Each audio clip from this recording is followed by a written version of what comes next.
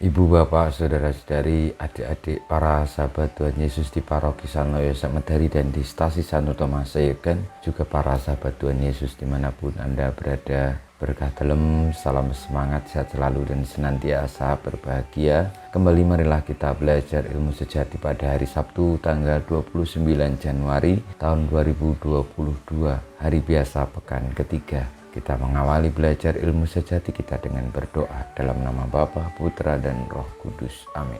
Allah Bapa yang Maha Kuasa, semoga Kristus tidak ditolak dunia karena kekurangan kami yang menghadirkannya dengan terlalu samar-samar. Semoga kami bersama Kristus mempedulikan, melayani, serta mengilhami dunia ini karena Roh Kristus yang hadir dalam diri kami. Namun semoga kami sendiri tidak sampai terseret oleh roh duniawi. Kami percaya bahwa Engkau senantiasa menyertai dan membantu kami dengan pengantaran Tuhan kami Yesus Kristus Putramu yang hidup dan berkuasa bersama Dikau dalam persatuan Roh Kudus Allah sepanjang segala masa.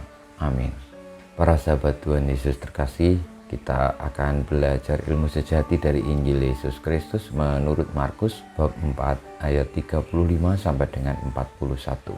Pada suatu hari ketika hari sudah petang, Yesus berkata kepada murid-muridnya, "Marilah kita bertolak ke seberang." Mereka meninggalkan orang banyak yang ada di sana lalu bertolak dan membawa Yesus dalam perahu itu di mana ia telah duduk, dan perahu-perahu lain pun menyertai dia.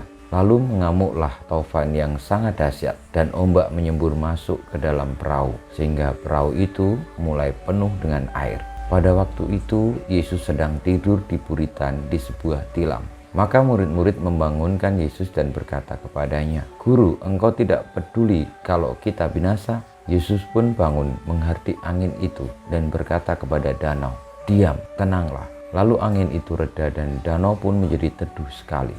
Lalu Yesus berkata kepada murid-muridnya, "Mengapa kamu begitu takut? Mengapa kamu tidak percaya?" Mereka menjadi sangat takut dan berkata seorang kepada yang lain, "Siapakah gerangan orang ini? Angin dan danau pun taat kepadanya."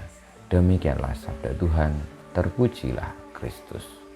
Sahabat-sahabat Tuhan Yesus yang terkasih, kita dalam menjalani hidup ini seringkali berhadapan juga dengan badai taufan kehidupan, yakni segala macam tantangan dan kesulitan. Ketika kita berada dalam situasi itu, secara manusiawi tentu kita merasa takut, khawatir, dan berjuang bagaimana supaya badai kehidupan itu tidak menelan kita, tidak mencelakai kita, dan tidak menewaskan kita. Lalu berbagai macam cara kita lakukan.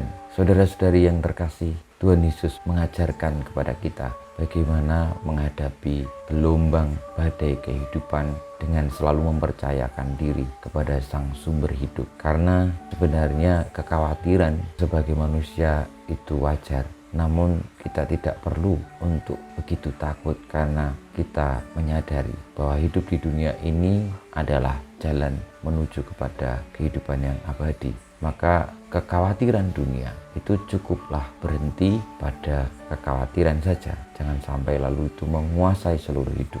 Tuhan Yesus yang adalah sabda Allah, Ia penguasa semesta. Bahkan angin taufan pun akhirnya menjadi tenang kembali oleh karena sabdanya. Semoga kita percaya kepada Kristus dan semakin dekat dengannya.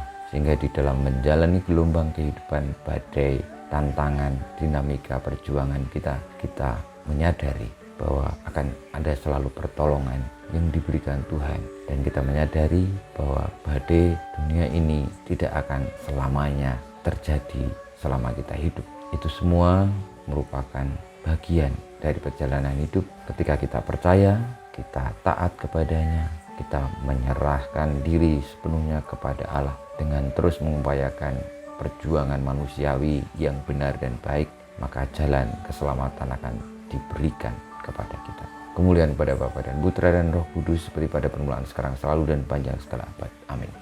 Ya Yesus, jadikanlah hati kami seperti hati-Mu.